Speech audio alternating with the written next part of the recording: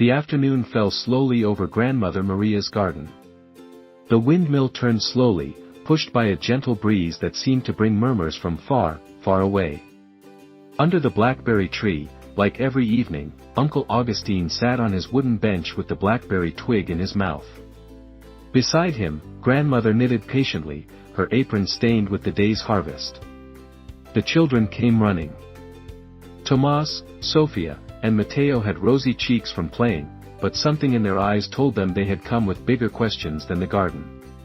"Uncle Augustine," said Sofia, still agitated, "at school the teacher talked about the world's problems. About water, the climate, and about disappearing animals. Is all this really happening?" The old man looked up at the sky, which was already beginning to fill with stars, and sighed. "Yes.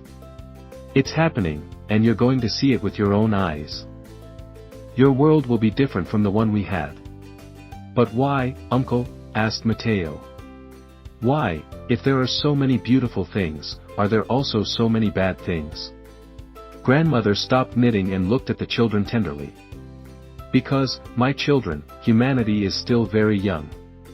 We're just learning to live together without hurting each other." Uncle Augustine nodded. "Look, if the history of the earth were just 1 year. We humans would appear in the last minutes of December 31st. We're a new species, we're still growing. And like every child, we make many mistakes." "Mistakes like fighting?" asked Tomas. "Exactly," said Uncle. "We fight over water, over land, over ideas. We think a lot about ourselves, and very little about us. And that's the real problem, we think we're alone, but in reality, we're all in the same boat. And what will happen, when we grow up?" Sofia sat closer to Grandma. "You'll have to make decisions," she said. "Decide whether you want to continue down the path of selfishness, or walk together, as brothers, with respect and tolerance. You'll have to take care of the water, the land, the animals, and also take care of each other." "But we are children," Mateo said, a little fearfully. "And that's the most beautiful thing," Uncle Augustine replied. "Because children can change the world. You are not filled with fixed ideas or fear. You can learn to share, to listen, to think of others." "And if no one else wants to change?" Tomas asked. The mill turned gently, as if responding with its metallic song. "Then you will be like that mill," Uncle said.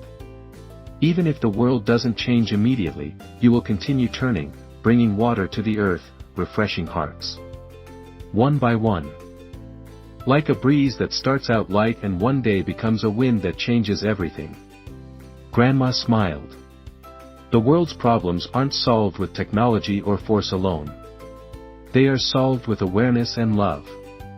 And awareness begins when we stop thinking about me and start thinking about us." The children fell silent. The sky was filling with stars. And in that moment, under